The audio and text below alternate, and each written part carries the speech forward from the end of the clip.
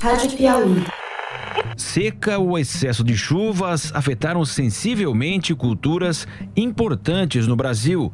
Esse descompasso já custou cerca de mais de 44 bilhões de reais ao setor, com a forte estiagem no sul e a chuva em excesso no sudeste e nordeste. Todo mundo sabia que ia dar seca, né? Só que não sabia que ia dar seca todo mês e durante todo esse tempo, né? Inicialmente estimada em quase 34 milhões de toneladas, a produção encolheu 41% em relação ao verão passado. E a seca afetou principalmente a soja e o milho. Segundo a Federação de Agricultura do Rio Grande do Sul, se todos os grãos perdidos com a estiagem no estado fossem armazenados em caminhões, teríamos uma fila de carretas que iria de Porto Alegre a Belém e voltaria até São Paulo em 5.000 quilômetros de extensão. Os eventos extremos causaram um prejuízo gigantesco para os produtores rurais no ano passado. Soja, milho, arroz, feijão, teve quebra de safra para todo lado. De acordo com uma estimativa publicada pelo Globo Rural, as perdas com as quebras de safra em todo o país foram de quase 100 bilhões de reais. Será que esses eventos extremos que estão arrasando as lavouras têm a ver com a crise climática? Os cientistas estão cantando essa bola há décadas. Olha, a gente está avisando isso desde 2007. Isso não é recente. Nós estamos tendo perdas sucessivas, só que agora atingiu um patamar muito alto e vai aumentar. Nos relatórios do IPCC, já foi indicado que a frequência de ocorrência de ondas de calor vai aumentar, de seca vai aumentar. Eu não tenho nenhuma dúvida que isso pode ser, vamos dizer, creditado às mudanças do clima que vem acontecendo nos últimos 20 anos no Brasil, tem ficado muito forte. Esse é o engenheiro agrônomo Eduardo Assad, da Embrapa, a empresa brasileira de pesquisa agropecuária. O IPCC, que ele citou, é o painel de cientistas montado pela ONU para estudar a crise climática. O Assad está recém-aposentado pela Embrapa e passou a carreira estudando os efeitos do aquecimento global sobre a agricultura no Brasil. Em 2007, o Assad fez um estudo para calcular os prejuízos que o agronegócio brasileiro teria por causa da crise climática. A equipe tinha cientistas da Embrapa e da Unicamp. E eles chegaram a resultados que pareciam alarmantes. Os principais produtos que seriam mais afetados com essas perdas, se nada fosse feito, seria soja, milho e café. E fizemos projeções para 2020, 2050 e 2070, que era o que os modelos permitiam, né? Então a gente juntou tudo isso e fizemos um relatório. E avisamos, olha, vai ter perda. A gente não sabe dizer exatamente quanto, mas vai ter perda. É bom que a gente comece a se municiar dessas informações. Fizemos um cálculo para saber quanto que a gente poderia ter de perda nessa área desses estados que era considerada de alto risco. Isso em 2007.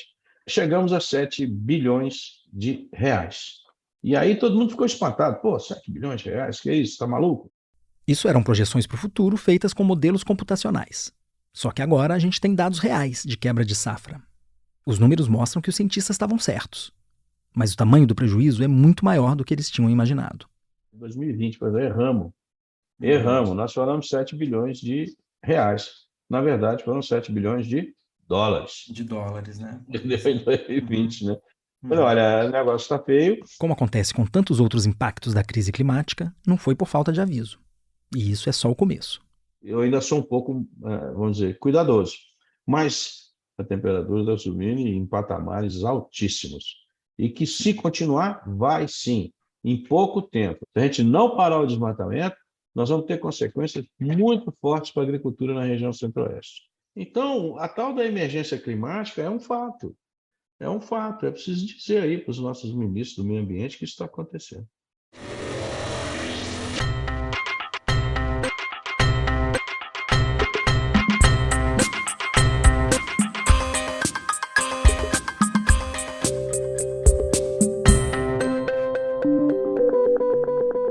Oi, eu sou o Bernardo Esteves e está começando mais um episódio de A Terra é Redonda Mesmo, o podcast de ciência e meio ambiente da revista Piauí. Esse é o 4º episódio dessa temporada que a gente está fazendo em parceria com o Instituto Talanoa. Nossa ideia é falar de meio ambiente durante as eleições e discutir soluções para enfrentar a crise climática. Sempre de olho na ciência, para a gente poder votar pensando nisso no mês que vem. Quem ouviu os outros episódios já conhece a Nathalie Unterstel, do Talanoa, que está me acompanhando nesse percurso.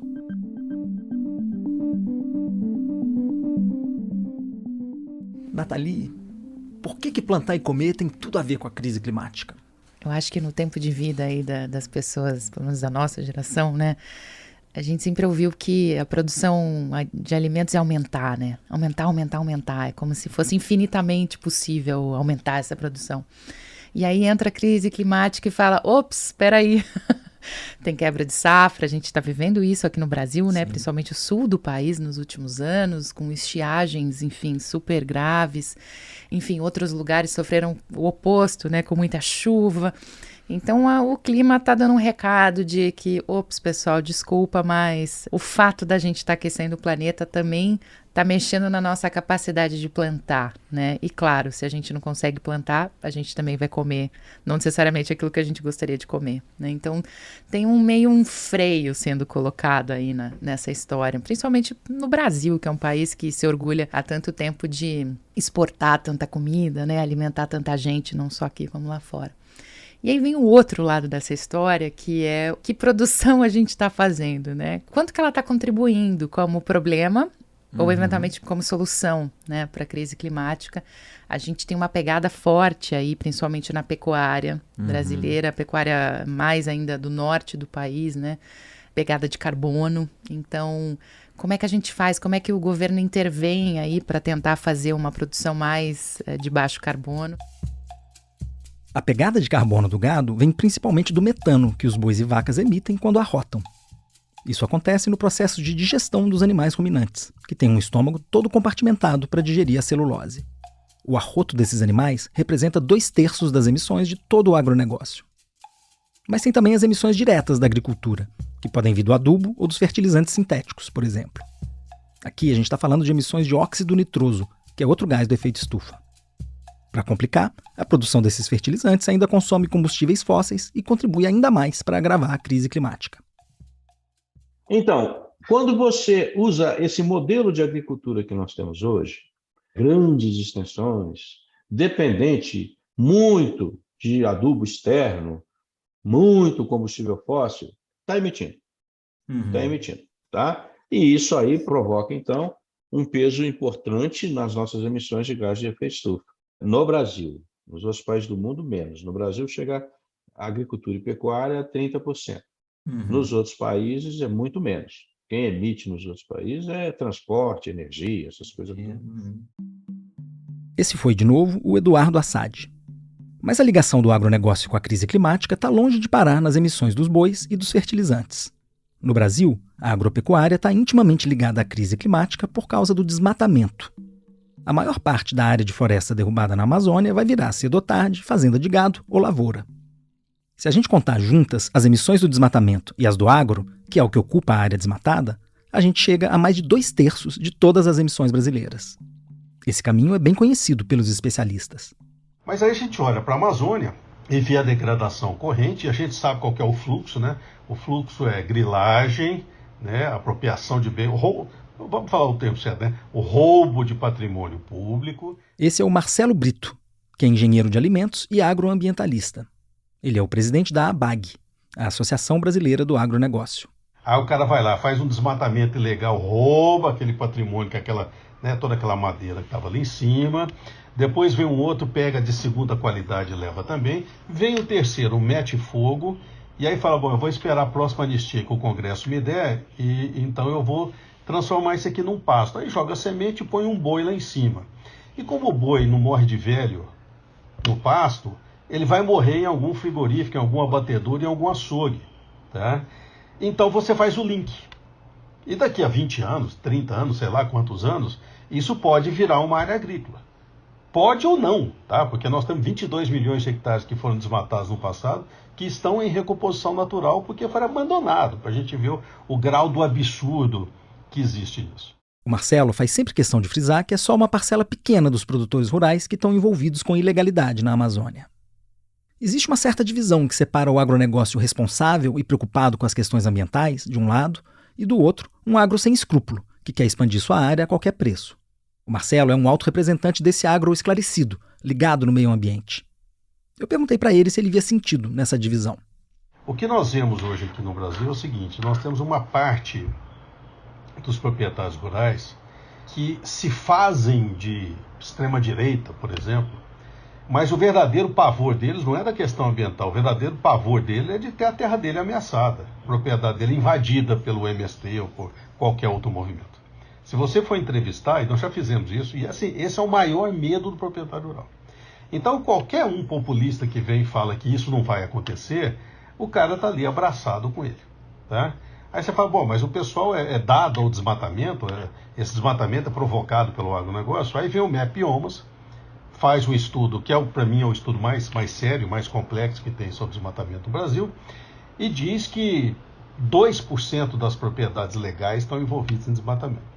Então, ou seja, você tem a vastíssima maioria que não estão inseridas nesse processo legal. Queria saber de você, na visão dos produtores, está caindo a ficha de que essas quebras de safra podem ser associadas a eventos climáticos que estão ligados ao aquecimento global, que por sua vez está ligado ao aumento do desmatamento na Amazônia? Essa ficha está caindo? Eu acho que parcialmente, viu, Bernardo? Infelizmente, não é um negócio coeso, tá? O mais importante agora é que você começa a fazer o match entre do que estava previsto lá atrás com o que está acontecendo agora, tá? Aquele tipo de comprovação empírica que você precisa ali, tá? Então, você pegar o sul do Brasil, por exemplo, Paraná, Santa Catarina e Rio Grande do Sul, você tem uma constância de eventos extremos nos últimos 10 anos que nunca ocorreram antes. Então, assim, acho que salvo 2 anos, em todos os outros nós tivemos o excesso de chuva, ou falta de chuva, ou no mesmo ano nós tivemos excesso de um período, falta de outro, e, para complementar, veio uma geada para acabar de destruir o processo, tá? Então, assim, eu faria 2 cortes. Os grandes produtores brasileiros e mundiais já têm mapa climático pronto.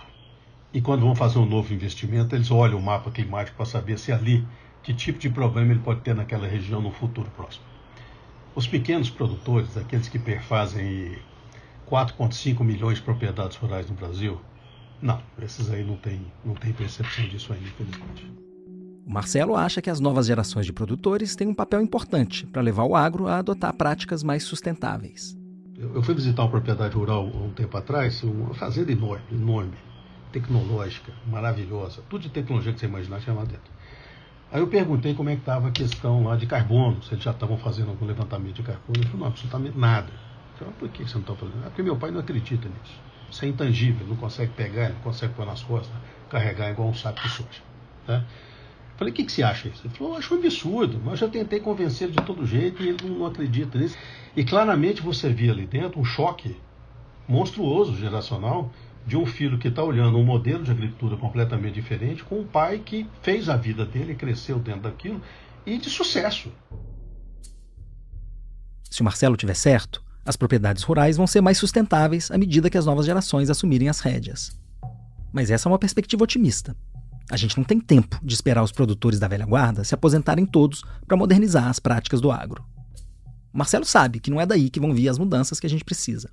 Então, assim, quando é que nós vamos mudar, virar essa chave para uma pecuária carbono neutro ou para uma agricultura carbono neutro? Isso vai acontecer porque está dentro do jogo de mercado, tá? Essa não é uma exigência legal. Exigência legal, eu vou para a justiça e processo se eu não concordar. Essa é uma demanda derivada de consumo. E quando vem demanda derivada de consumo, você transforma. Nós somos um país, um bom produtor, um grande produtor, e nós vamos fazer as transformações necessárias só por uma causa única, para ter acesso a mercado, cara, que é a coisa mais importante que existe no negócio, acesso a mercado. Se você não tiver, você está fora do jogo. Na leitura do Marcelo, essa pressão do mercado também passa por uma questão geracional. Uma coisa é fato, o consumidor de nova geração Z, milênios, ele não quer produtos derivados de desmatamento. Fato, acabou. Ah, mas meu desmatamento é legal. Mas não tem negócio de desmatamento legal e ilegal. Vai na cabeça do consumidor lá fora, do consumidor jovem. Então, isso o Brasil tem que colocar na cabeça. Nós precisamos acabar com o desmatamento da Amazônia. Tá? Esse processo de degradação, de destruição, ele precisa acabar. Todo país, todo produto que a gente exporta, o que está escrito nesse produto? O que vai em alguma nota, em algum documento, alguma coisa? Made in Brazil.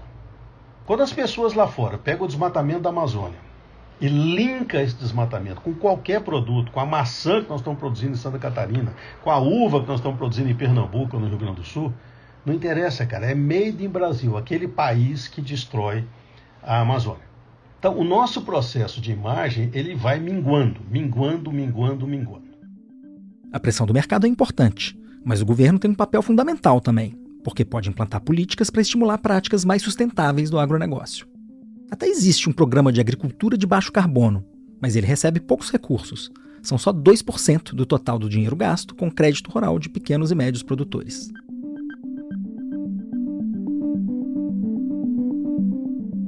E que papel você enxerga, Nathalie, nas políticas públicas para conduzir o agronegócio brasileiro para um futuro sustentável e compatível com a crise climática? A agricultura no Brasil tem muitas nuances, né? A gente tem desde aqueles muitos pequenos pecuaristas que têm ali menos de 10 cabeças de gado, até grandes, né, assim, conglomerados frigoríficos, super exportadores. Então, eu acho que para começar essa conversa, quando a gente fala de política pública, cada um desses grupos vai ter uma necessidade. Mas hoje eu vejo duas grandes políticas necessárias, assim. Uma delas é essa que vai pegar o agronegócio exportador, que é o que hoje está mais ligado a emissões de gases de efeito estufa. Essa turma está muito pressionada, estão com a faca no pescoço. Tanto pelos parceiros comerciais, pelos investidores, quanto pelos consumidores, que querem uma resposta. E eu acho que eles não vão conseguir, eles, empresários, darem a resposta sozinhos. Vou explicar o porquê. Porque no caso, né, desses pecuaristas e sojeiros, eles têm um limite claro do que eles podem fazer. Por exemplo, eles não podem combater o desmatamento. Isso é a função do Estado brasileiro, né? Mas eles têm que limpar as cadeias deles. Eles têm que mostrar para o público que eles não estão contaminados pelo desmatamento. Isso também depende de dados públicos. Então tem que haver uma parceria. Isso não há no momento. Espero que venha aí num próximo ciclo de governo. Tem que ter uma parceria pública e privada para a gente conseguir mostrar lá fora que a gente não só vai reduzir o desmatamento, quanto a gente vai descontaminar as cadeias. Isso se dá por meio de uma coisa chamada rastreabilidade das cadeias produtivas. Isso sem governo não tem, não adianta. O setor privado não vai conseguir fazer. Então eu acho que essa é a pressão mais forte, é ali que a política pública vai precisar dar uma resposta. Mas tem os pequenininhos. E esses pequenininhos, eles não acessam os recursos que hoje a gente tem disponível aí, por exemplo, nos bancos, no programa de agricultura de baixo carbono. Esse pessoal está desassistido, né? E não necessariamente está usando boas técnicas agrícolas de baixo carbono. Então, acho que a gente precisa de uma outra política para eles e que pode, de fato, ajudar esse pessoal pequenininho a transformar. Então, a gente precisa de política ali e, de novo, não temos. Precisamos andar com isso, desenhar isso para esse pessoal. O Brasil até tem uma lei que, pelo menos no papel, é boa para segurar o desmatamento na Amazônia e em outros biomas. É o Código Florestal, que está fazendo 10 anos. O Código Florestal, ele é a lei que define o uso do solo no meio rural brasileiro. Essa é a Roberta Del Giudice, uma advogada especializada em direito ambiental. Ela é secretária executiva do Observatório do Código Florestal e me ajudou a entender essa lei e como ela pode contribuir no combate à crise climática. Ele protege a vegetação do entorno de rios, do topo de morro, áreas com instabilidade geológica, e protege também um percentual da vegetação dentro de cada sítio, fazenda, chácara, qualquer tamanho do imóvel privado. E, com isso, ele protege a biodiversidade, a disponibilidade de água, a qualidade da água, né, o fluxo de animais. É que nem quando alguém compra um terreno numa cidade grande. Nem sempre você pode construir em toda a área do lote. Tem um plano diretor que determina quanto é que pode ser construído. O Código Florestal é como se fosse um plano diretor para os imóveis rurais. A área que tem que ser preservada depende do bioma em que está a propriedade. Se for na Amazônia, essa área pode chegar a 80% do terreno.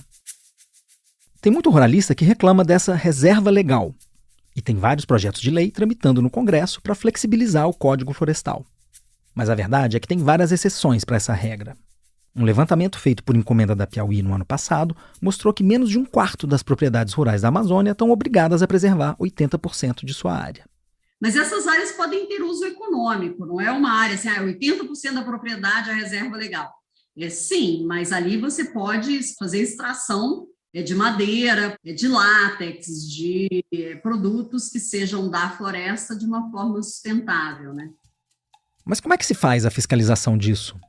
Todo produtor tem que fazer uma declaração dizendo onde estão suas terras e onde estão as áreas que têm que ser preservadas por lei. Se todo mundo fizer direitinho, a gente vai ter uma ótima base de dados para fiscalizar tanto o desmatamento ilegal quanto a recuperação das áreas que foram desmatadas ilegalmente e que os produtores são obrigados a replantar. O cadastro ambiental rural ele é o melhor mecanismo que foi previsto nessa lei. Por quê? Ele é um sistema informatizado, eletrônico, que prevê um mapeamento de todo o meio ambiente rural brasileiro, com todas as propriedades, com todos os usos que as propriedades fazem de cada ambiente, né? Com essas informações, o Brasil conseguiria estabelecer políticas públicas para a gestão desses ambientes, tanto para conservação quanto para destinação de produção agrícola. Esse cadastro é preenchido por cada dono de terra. Em teoria, ele devia ser analisado e validado pelo poder público, no caso, pelos estados. Só que esse cadastro não está sendo validado. E aí não tem muito como usar ele como ferramenta de política pública. Hoje a gente sabe que 0,4% dos cadastros feitos foram validados em todo o Brasil e 7% passaram por algum tipo de análise. Agora, o que a gente precisa, Roberta, para que esses cadastros que estão pendentes, né, possam de fato ter uma validação, né? De quem que a gente tem que cobrar isso? Então, falta vontade política. Vontade de resolver, assim, tecnologia existe, pode ser adotada, pode ser contratada para solucionar essa questão. A validação envolve os estados, então fica de olho no seu candidato a governador. E aqui, de novo, essa é uma questão que envolve o lado comercial. E aí, vontade política, a meu ver, virá de pressão internacional por cumprimento de normas ambientais. A partir do momento que o produtor quiser se adequar, quiser demonstrar que está adequado, porque a gente sabe hoje que 80 e tantos % dos produtores cumprem com o Código Florestal. Então, o déficit ele é muito concentrado na mão de grandes imóveis, grandes produtores, né? E quando a gente quiser, o pequeno produtor, o médio produtor, ou até o grande que estiver regular, quiser demonstrar que está regular, que cumpre com a legislação ambiental, para exportar para mercados que exijam esse cumprimento, aí sim a gente vai ter votos em pessoas que tenham vontade política de implementar a legislação ambiental. Eu acho que esse processo vai se dar aí vindo da sociedade, né? Agora, Roberta, a quem é que interessa que essa situação continue assim, que os cadastros não sejam validados e que o código ainda seja apenas uma potência? Interessa àqueles que querem manter o status quo, aqueles que acham que a mesma forma que o Brasil vem produzindo desde 1500, que você entra na área, desmata, usa a terra até sua exaustão e segue adiante desmatando, usando novamente, vai ser o sistema eterno aqui dentro do país, que acham que nunca vai parar de chover porque eu estou desmatando, vou ter mais polinizador, não vou afetar minha produtividade. É a esses que interessa a não alteração desse sistema, né? E interessa também ao mercado de terras, que vem utilizando aí desse processo de ocupação de terra pública, regularização fundiária, para negociação de imóveis, que isso continue se perpetuando da mesma forma que tem acontecido aí ao longo dos anos. Aplicar para valer o Código Florestal é uma medida que faria a gente avançar bastante na luta contra o desmatamento. Mas isso resolveria só uma parte do problema. É que na Amazônia o buraco é mais embaixo. E não estou nem falando do avanço do crime organizado e da guerra aos povos indígenas que a gente descreveu no 2º episódio. Vai lá se você ainda não tiver ouvido. O problema é que tem uma confusão com a posse de terra na Amazônia que vem desde os tempos do Império. A região amazônica, no seu nascimento, ela nasce enquanto terras públicas, né? A maior parte dessas terras públicas tiveram algum tipo de destinação, né? Então, você tem hoje unidades de conservação, você tem terras indígenas, você tem áreas privadas e você tem ainda terras que não foram destinadas. Tá? Isso acaba gerando um processo de especulação pela posse da terra que é bastante danoso a todo o ciclo econômico. Quem me ajudou a entender essa encrenca foi a Karen Oliveira. Ela é geóloga e ambientalista e trabalha na filial brasileira da ONG The Nature Conservancy. Comprovar a titularidade de terra na Amazônia é bastante complexo, porque os processos eles são históricos, eles datam do período ainda do Brasil Império, né? Onde você tinha todo um processo de ocupação desse território, um processo bastante conflituoso, inclusive, e a partir daí a terra ela não tinha um dono certo. Né? Ela tinha um processo de validação de propriedade que não dizia se a terra realmente era privada. Normalmente a terra continuava pertencendo ao Império. A partir do momento que o Brasil passa a ser uma república, ele continua pertencendo, né? Ela passa a ser uma terra pública, e esse processo de passar, né, para um ente privado demora demais. E aí, o que a gente hoje tem, todo esse cenário gera uma insegurança jurídica que exige uma atenção especial nos nossos marcos legais, né? Porque muitas dessas terras foram ocupadas ilegalmente. E a partir do momento que elas são ocupadas ilegalmente, porque elas não tinham, né, um processo de destinação estabelecido pelo governo, você entra num cenário de ilegalidade que se aplica outras questões, né? Se aplicam outras penalidades previstas em lei. A Nathalie Unterstel trouxe um dado que dá a dimensão desse problema. Então, a pesquisadora Brenda Brito do Amazon, ela tem feito estudos mostrando que hoje a gente tem mais de 143 milhões de hectares sem formação fundiária na Amazônia. E nessas áreas, 40% do desmatamento acontece. E aí a gente precisa, Bernardo, de uma força-tarefa para, enfim, identificar essas áreas, ver se elas estão ocupadas, se elas não estão ocupadas. Se elas estiverem ocupadas mais recentemente, ou seja, griladas muito recentemente, vai ter que ter um processo aí de retomada, né? E não vai ser fácil, mas a gente vai ter que passar isso a limpo. O processo de regularização dessas terras, ou regularização fundiária, que é o nome técnico, é importante para desfazer essas confusões. E isso teria um impacto significativo na luta contra a crise climática, como mostrou a Karen Oliveira. No caso do pequeno produtor, a partir do momento que ele tem a regularização fundiária efetivada, ele consegue ter mais acesso a crédito, que é chave quando a gente fala em implementar boas práticas, em melhorar o pasto, em melhorar a produção, sem abertura de novas áreas, inclusive. O acesso a crédito é muito importante, mas para isso você precisa da regularização fundiária. E para a regularização fundiária você tem que comprovar a posse da terra. E se você não consegue provar a posse da terra, você não regulariza, você não tem acesso a crédito e você continua abrindo novas áreas. Mas para o pequeno produtor, entra mais um fator, a assistência técnica para o pequeno produtor rural é muito deficiente. Ele não consegue ter sucesso em produzir mais sem a necessidade de abrir novas áreas, porque é muito possível. Como tantas outras questões que a gente está tratando nessa temporada, o problema da terra na Amazônia é imenso e só dá para resolver com uma ação que envolva muitas instâncias de governo. Bernardo, de uma maneira geral, as políticas ambientais, isoladamente, elas não são suficientes para a solução dos problemas territoriais, porque os problemas territoriais, eles são complexos. Ele não é só uma questão territorial, ele também é uma questão social, né? Ele também é uma questão econômica, né? Muitas vezes é uma questão cultural. Então, nas políticas públicas, é sempre muito importante a gente ver essa integralidade. A bola da regularização fundiária está no campo dos governos estaduais e do Congresso. A lei de regularização fundiária, ela tem que reconhecer aquilo que precisa ser reconhecido e resolver problemas históricos que a gente enfrenta no processo de titularidade da terra. Então, esse é um desafio muito importante para que o novo Congresso Nacional resolva o quanto antes, né? Mas resolva também dentro de um debate que seja um debate inclusivo. Isso tem participação de povos indígenas, isso tem participação de comunidades locais, isso tem participação do pequeno produtor. Você sabe qual a posição dos seus candidatos sobre isso?